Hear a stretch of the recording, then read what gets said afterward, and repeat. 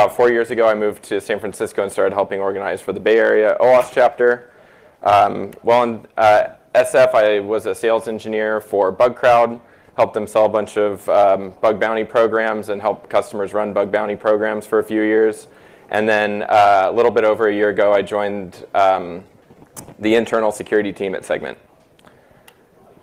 So the slides are already online. You don't need to take pictures of everything. If there's links and stuff, just take a picture of this slide and then grab them. This is also at the end, so if you're not sure, you will have another chance to grab all these links.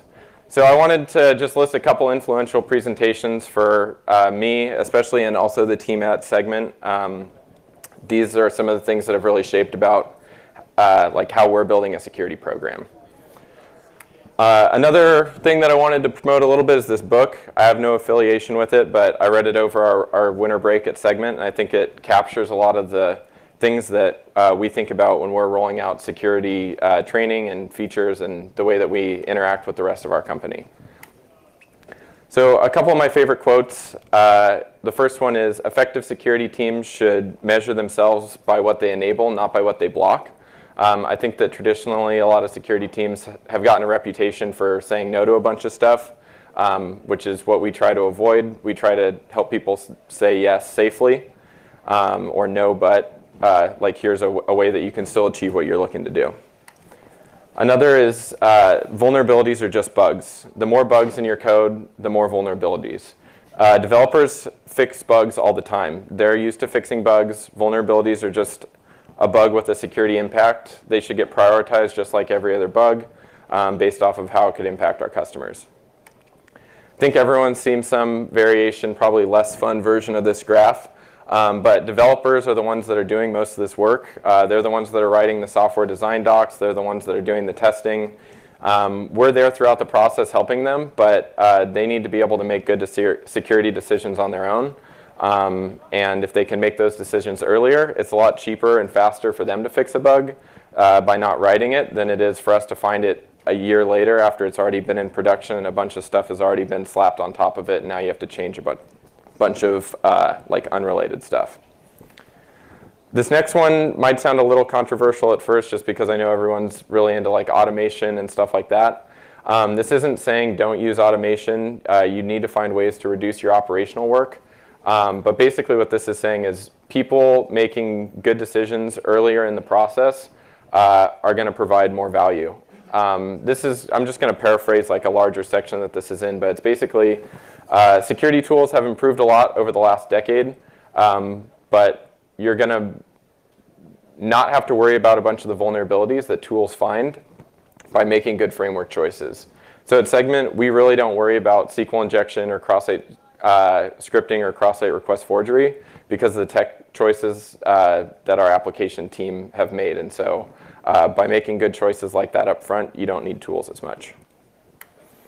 And then this last one, which is kind of tied to the previous quote, make it easy for someone to write secure code and you'll get secure code. Developers like to have things easy for them. I like to have things that are easy for me. I think people like doing things that are easy. So make it easy for people to do the right thing. So this is a lightning talk, so there's not as much to get through, but I'm probably still going to run over. These are the couple things that we're going to talk about. The first one's building a team and a program. The second is our approach to training, which our head of security, Colleen, talked a little bit about in the panel that she was on earlier today. The next one is how you get developers to use the expensive stuff that you buy for them. And then the last one is how you work directly with engineering teams to build stuff. So organizational buy-in, the most important thing is you need the whole company to care about security. This isn't something where you can just buy a security team and buy some security products. You need executive buy-in and you need actual actions from them. To do this, you probably need a passionate head of security that can actually translate what you're working on to the executive level and make them understand things. But if you don't have security buy-in from the top down, I would probably look for another job because it's definitely an employee's market right now, and there's tons of companies that want to hire talented people. Also, you need security headcount. You can't do this stuff with just a few people. If you have a complicated organization, you need people with different talents, and so you need people that can work with your org and understand the rest of the business. And then also, probably most importantly, is once you have that stuff, is you need a good relationship with your engineers. You need your EMs and your PMs. They need to allocate time for patching, bug fixes, reviews, threat modeling, all that good stuff. I don't have time to talk about our threat modeling process, but check out Jonathan's presentation from AppSec California last year. It's really good, and it definitely informed the way that we think about threat modeling a lot. So building a team, the things that we've had a lot of success with are going to stuff like this, sponsoring meetups, speaking at conferences. We try to sponsor a couple meetups per year. It's really not that expensive. It's like $1,000 to $1,500 to have 80 to 100 security people come to your office and hang out, and you get to meet them, your recruiters get to meet them, and we've definitely found people from our teams from doing stuff like that. If you can get developers to go too, that is definitely a huge bonus. Segment has been involved with the Day of Security conference and meetup series up in the Bay Area, and we've gotten some of our developers to go to that, and they've really enjoyed that, and one of them is actually speaking at the next meetup that we're hosting, which is awesome. Another way to meet great people is to get involved in open source projects. David is speaking tomorrow about some open source work he did for the Zap proxy. He created a really cool heads-up display so you don't have to constantly switch between your browser and your proxy. So if you're interested in that, go check that out. And then you can also check out our head of security's talk from B-Sides from a couple years ago if you're somebody that is building a team or managing a team. So shifting left, everybody's heard this. I think it's something that the marketing teams at some vendors have done a really good job promoting, but I actually do think that this is really important because developers want to build good software, and in 2019 and probably even in 2000, that means having secure software. This is just a component of building a good piece of software, just like efficiency or scalability or any of the other components that people praise in a piece of software. But to do this, you need devs to be security-minded, and that's what security's job is. You need them.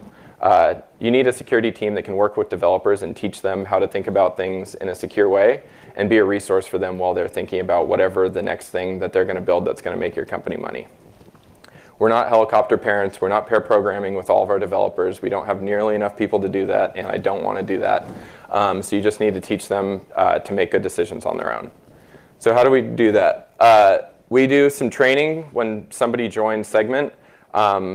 Within their first few weeks, the first one is think like an attacker. So we run a bug bounty program. We do pen testing. We look for stuff on our own. We try and teach them how to think like we do when we put on our attacker hat and sunglasses. And then the second one is secure code review. So what to look for in a pull request, what to think about when you're designing a system, and then what resources are available as you're working through that. So don't take my word for it. Here's a bunch of reviews that our developers have given us. Colleen talked about this a little bit earlier, but people genuinely do like taking our training. And I think that that's pretty rare because a lot of people complain about security training. The way that we make this relevant is we focus on stuff that has actually been found in Segment, whether this is something that a bug bounty person found or a pen tester found or something that we found. It's way easier to get somebody to care about something if you're talking about it in the context of your company instead of using that abstract CSRF bank example about transferring money to somebody's account that everybody's seen. We also start introducing the bug crowd VRT. The VRT is vulnerability rating taxonomy, and we just use this as a way to show our internal developers how we're thinking about these vulns from a priority standpoint, and like when they see these types of vulnerabilities in the future, they already have some anchoring in their head for like, okay, how bad is this, and how quickly do I need to fix it? For our training to teach people how to think like an attacker, we use OWASP Juice Shop. Juice Shop is somewhat similar to our tech stack, and so it's a lot easier for developers to understand what they're looking for when it's similar to what they're already used to developing. Our general schedule is we talk about a couple vulnerability categories, and then we do some interactive training where they actually find the same types of bugs that we just told them about. And then we just go through that a couple of times, and we find that that's a really good way to get people excited about finding bugs, and then they actually understand, okay, here's what happens with cross-site scripting. As we're going through the training, we are writing their names up on a whiteboard, and so as people are finding vulnerabilities, they're also competing with all the other engineers that are in their hiring class, and we found that definitely gets people more excited about taking the training seriously instead of just like looking at Slack. It's like you don't want to be the only person whose name isn't on the board. After the training, we translate this to our security leaderboard. So everything that you do that we remember to add points for, you get points for. Whether that's fixing a vulnerability or posting an interesting article into our security channel, we want to make sure that you get rewarded for it in some way. And so we have this available for everybody in our company. The reason why we took this approach is we think it's important for people to see examples on the board. We hope that they're listening to us when we're talking to them, and then they actually have to show off those skills when they're going to find vulnerabilities in juice shop. So it's a combination of actually seeing and hearing things and then actually doing them too. So I feel like that really enforces the training. The second part of our training is our secure code review. So this is meant to serve as a reference for when they're doing pull requests in the future. Again, it's really important to tailor this stuff to your technologies. The OWASP secure coding guidelines are a great starting point, but you also need examples and references that are based off of the types of things that your developers are going to encounter. If you're a company that uses Node like Segment, you don't need any Java examples because we don't do any stuff with Java. This is also meant to reinforce the training from part one. Hearing things multiple times definitely helps your retention. So these are a couple of the main things that we cover. We actually don't see very much XSS, but we have a couple of instances where we found it, so we cover it in the training. SSRF and DNS rebinding, this is something that if you're in the last session, they talked a lot about. If you don't know what this is, it's definitely very scary. You should look into it. We don't have time to really talk about it right now, but we were recently on the Absolute AppSec podcast with Seth and Ken, and we talk about SSRF and DNS rebinding. We talk about how we've approached this problem at Segment, and by we, I mean we had some engineers write some really good software to solve this problem for us because they're smarter than we are. And what this does is it sits at the container level and it blocks any connections to any of our internal IP addresses. It does this after the IP has been resolved from the host name, so we don't have to worry about things that are going through multiple transformations to try and hide it. And this actually recently got open source yesterday. And so this is something that you can use right now. There's also another piece, NetC, that is going to get released later this month that's going to make it easier for people that aren't using Golang. But yeah, by the time that these videos get posted online, these will both be real. So our example for the secure coding guidelines, this is Leif's Hawaiian shirt store, which was built by my coworker David. It's riddled with vulnerabilities, as you would expect, and our developers are the ones that have to go and find these vulnerabilities in the code. So this is a really easy buying experience. You just see a shirt, and you put in your credit card number, and then you buy the shirt. So the goal here is to just provide people with some simple hands-on examples of what things from the training look like. So can anybody point out that doesn't work at Segment a vulnerability in this code written by David? Cost, perfect. That's in the order that I was hoping people would guess. And what's the other one? Credit card number? Yep. You don't want to put sensitive stuff in the URL. And most importantly, he spelled Hawaiian wrong. And then on the back end, this is server. This is what it would talk to on the back end.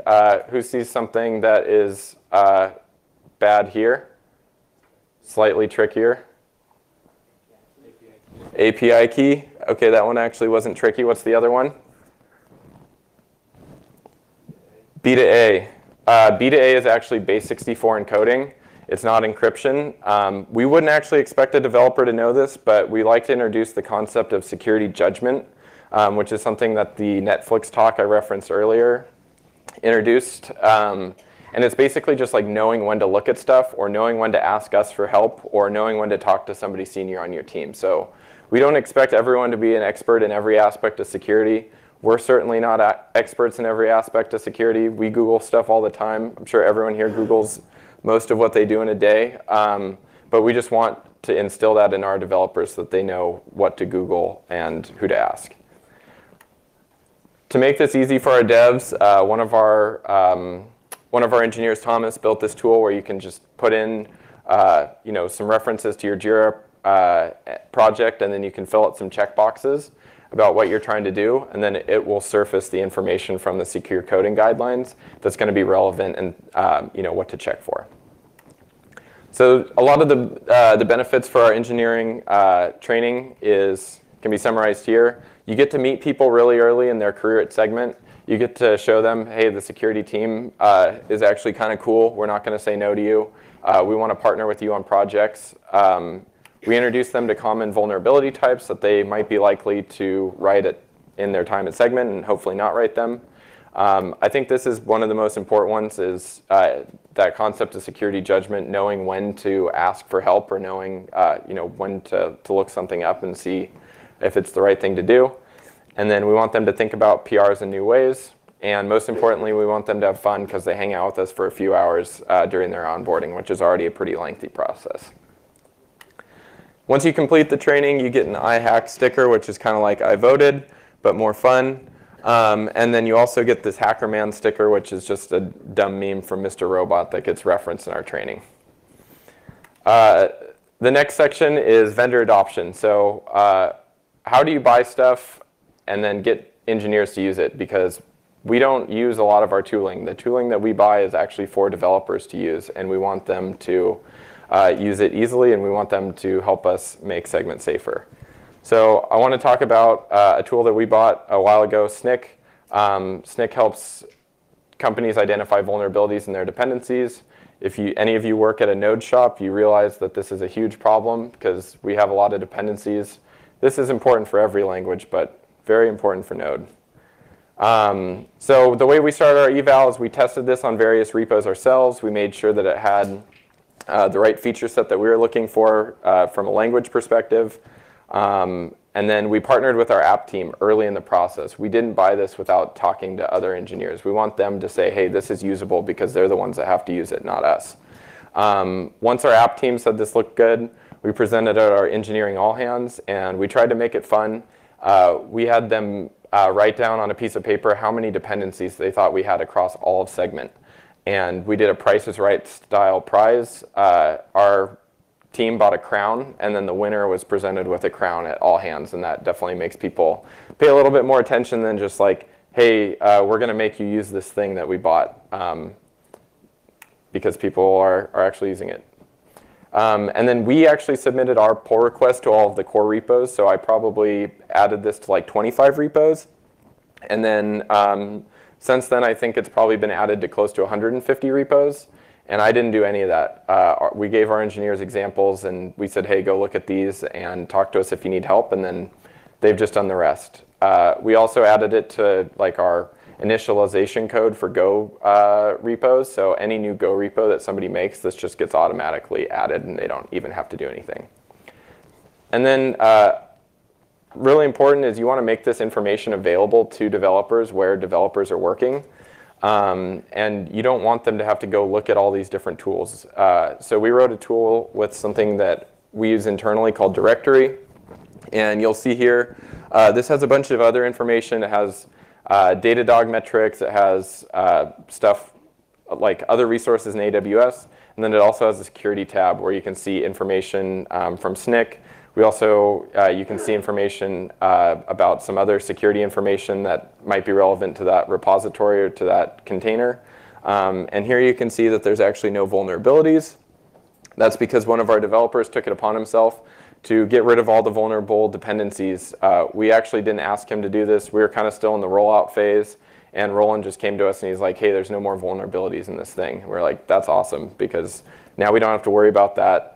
And having vulnerabilities in your dependencies is definitely something that we consider the security fundamentals. A lot of people, especially on Twitter, talk about the security basics. And I think that that is not a good name for it, because the security basics are actually really hard. And a lot of companies have problems with the basics because they're not easy. And like armchair Twitter quarterbacks love to talk about like, oh, this company got breached. They couldn't even do like X, Y, and Z. And it's like, yeah, those things are actually really hard. And I think that fundamentals is a better name because it's like playing sports is like play basketball. Like shooting is a fundamental, but it's like it takes years and years to get to the point where you can shoot like Steph Curry. Another thing I want to talk about super briefly, bug bounty. I'm not going to talk about how to run a bug bounty program. I'm not going to talk about if you should run one or not. There's been a million talks about that. I've even given some. But the couple things I wanted you to take away from this is think about the way that you run your program and pay for anything that gives value. If it's a dupe that gives value, pay that person for it. A lot of this stuff in the bug bounty program, researchers don't make any money off of. There's a lot of work that goes into assessing a new target, reading the brief, writing up a finding. And if you can build a relationship with somebody that's going to provide value to you in the future, just pay them for their work up front. It's like a few $100 for a dupe is almost nothing to your organization. We've gotten all of our most critical findings from people that we paid for dupes or for something early and then worked with and built a relationship. And then a few weeks later or something, they'll be like, oh, actually, we found this really critical thing. And we're grateful that they told us about that. Another way to think about that is if you're thinking about it, money on a per bug basis, you're probably thinking about your program in the wrong way, because what other tool do you judge based off of like how much like each individual instance is providing value? It's like you should be thinking about the program as a whole based off of how much money you're spending and how does that compare to other security tools. And then once you start thinking about it that way, it's easy to rationalize like, oh, we'll pay this person $300 for this well-written dupe. And then if anyone here is a bounty researcher, our program's going public in like 5 days or something. So if you want to take a crack at it while it's still private, feel free. You can use that link and just submit bugs. You don't need to get invited or anything. You just need a bug crowd account. And then how does this translate into Jira? So you want to make things easy for people to fix. You need to have a good description. You need to have easy to follow reproduction steps. And most importantly, you need to have a severity description. If what you're writing up isn't something that a developer can understand the impact of without too much help, you probably need to research this vulnerability more, or you need to write it up in a better way, because if a developer doesn't understand the same urgency that you've marked this with, they're probably not going to resolve it with the same urgency that you think it should be resolved with. And so if that means meeting up with them to talk about the remediation criteria or even the suggested remediation, that can be really helpful. It can be really difficult to understand like where this bug actually got introduced and like what this should actually be fixed and like what team this should go to. And sometimes stuff does hop around a little bit. But if you're there to work with them through that process and be like, hey, this is actually how you should be doing it, and we're here to help, that goes a long way. The last big chunk I have to talk about is the security engineering embed program. So we talked with people from Coinbase, Etsy, and Twilio to see how they do this process. So this is kind of just distilling our research from people that have done this a lot more times than we have. So you want to follow the normal process. What that means is go through the normal software design process. Write software design docs. Have people that do this all the time look at them. You need to get buy-in. Is this something that your org actually needs to build? Is this something that you're going to have developers that you can work with to actually build this with? Is this going to be a key result for their team for that quarter, for that half year, or however long it takes you to build it? Does this meet your company's standards for design? You need somebody that is probably a better front-end programmer than you to help you figure out what this stuff is actually supposed to look like. You need to write good test cases. You need to follow deployment procedures. And you need to actually feel like you're part of this team. So if you can go sit with them, that's great. If you can have one-on-ones with that manager, that's great.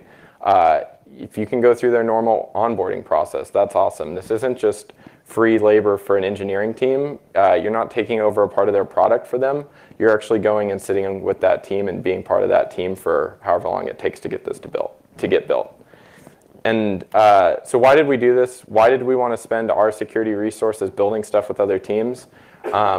This is a great way to build empathy with developers. If you go through the same process that they go through, you might find that the security review process sucks. And if you can make changes to it from that other side, it's going to be more usable for the developers that have to go through this all the time. It's also a great way to meet people. You'll meet a ton of people that are maybe outside of the circle that you normally work with. When I went through this, I met with a bunch of designers I had never talked to. I met with a bunch of product managers. I got a way better understanding of the engineering process. And I also learned a lot about the code that I was helping to protect. So the next time we got a bounty submission, it was like, oh, I know where that part of the code is. Like, I didn't write that, but I was in that area, and I know where that would be to get remediated. It also helps diversify your skill set. I think a lot of people in security like learning new things. I know that's one of the things that interested me about the industry. And this is another area that you can learn and expand your knowledge. Just wanted to share a feature that I helped build. This is my original design mockups. I used colored pencil because I'm not a designer.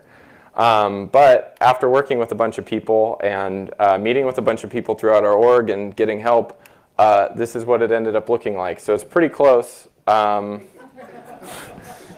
I think this version's maybe a little bit better. And so we use a combination of the Dropbox ZXCVBN password strength meter, as well as the Have I Been Pwned API. So this is, a bad password on the left that you can't use. That's a decent password on the right. That's a pretty good password on the right. And then this is a breach password, which we actually do allow customers to use currently. But we do warn them, hey, this is something that's been in a breach somewhere else, so you might want to not use that. But yeah, that uses Troy Hunt's API. So Troy, if you ever look at this, thank you. Your face is on the slides. This is some stats from our password strength project. So the green is the old. And so the bottom is the ZXCVBN score. 4 is higher. You can definitely see that there's a lot more 4s than there were before. And this is there's an equal number because this is through the password change process. So you can actually see like what the old and new password were.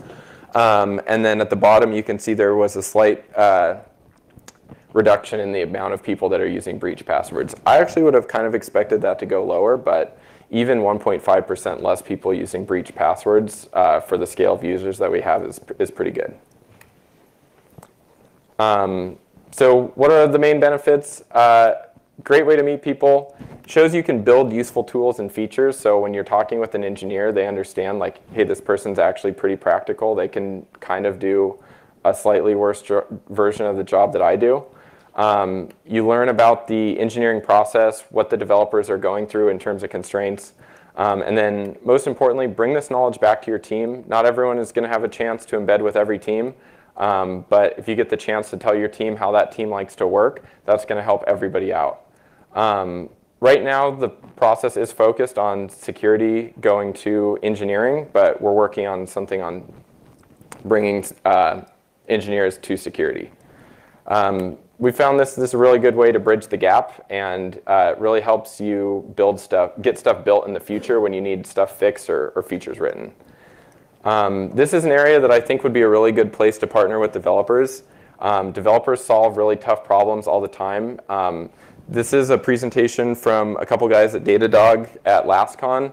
It talks about how they were able to use a slow legacy security tool that runs on Windows and is in the static analysis space you've probably heard of. And what they did is they use AWS step functions to run those jobs in parallel, not slow down developers, not block in CI, and then come back and comment on the PR to let the developers know if there were any issues. This is a talk on Absolute AppSec with John Melton, where he discusses linting and other lightweight solutions to slow security problems. This would be great for catching something like dangerously set inner HTML, which is something that the 2 static analysis tools we tried didn't catch, which is kind of embarrassing. And then the last one is Salus. We actually haven't looked too closely into Salus, but this is a project by Coinbase that they use as a big chunk of like how they think about scanning in their CI tooling. If you do need to use these, hopefully you don't, but these are a couple things that you can use in case you're really not able to get something fixed. Don't be the team that cried compliance, but sometimes you can use this stuff to get stuff done, and it can be really helpful. So just keep it in mind if being friends and helping people the normal way doesn't work, and you need some firepower. So just to summarize everything, I know we're over time, but get involved in the local security community. It'd be great if more people could write blogs, talk at conferences, share your information. That's how the whole industry moves forward. For stuff that you can't really talk about in public, we've had a great time meeting with other security teams one-on-one and just talking about the types of problems that we're solving. We're all kind of working on the same things, just at like various levels of maturity. Use that involvement to build the team that you want to work with. Having the right coworkers makes a huge difference. My coworkers are right there, so I had to say that. But no, our team has been really great to work with. It's been awesome. Vulnerabilities are just bugs. The more that developers think of vulnerabilities the same way they think about other broken stuff, the easier it is to get them to fix it. Security is everybody's job. This isn't something that the security team can just make better. Developers have a way bigger impact on the security of a product because they're the ones that write all of it. We're just there to help out and teach them security judgment, so knowing when to ask us for stuff. And partner cross-functionally in a meaningful way. Think about any big project at your company. It's always going to touch multiple departments. It doesn't even have to be an engineering project. It could be like finance and legal or something. But it's like once your org gets to a certain size, like everything takes like multiple pieces. Look for ways to reduce your operational work. If you don't do that, you're just going to get consumed by it. Use some of your project time to reduce future operational overhead. Save your no's. Don't be the department of no. Be the department of yes safely. And most importantly, have fun with your developers. Developers want to work with people that are easy to work with. And so if you're easy to work with and you're part of the fun parts of your company, people are more likely to want to work with you. And then just some closing thoughts. Everybody here knows that security isn't something that you just buy or hire people for and have it magically improve. Like every tough challenge, whether that's reliability, performance at scale, having a diverse workforce, it requires cultural change within your org.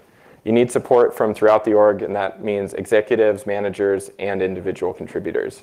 It isn't security versus development. We're all on the same team, and you got to hire the right people that can work with engineering and the rest of the org because you need support from the whole company. You'll need engineers to fix stuff and write features. You need people to report suspicious emails and get in the habit of locking their computer and stopping tailgaters. And most importantly, we're all trying to provide something great for our customers, whether that's new features, customer service, or peace of mind that their data is safe. So with that, this is the show notes. We're hiring at Segment, so if this has convinced you that this is a place you want to work, there's a lot of us around. You can talk to us about our experiences, and I'm way over time limit, so I am going to stop, but I will be over there, and I will let you prevent me from eating lunch if you want to ask me questions. So thank you.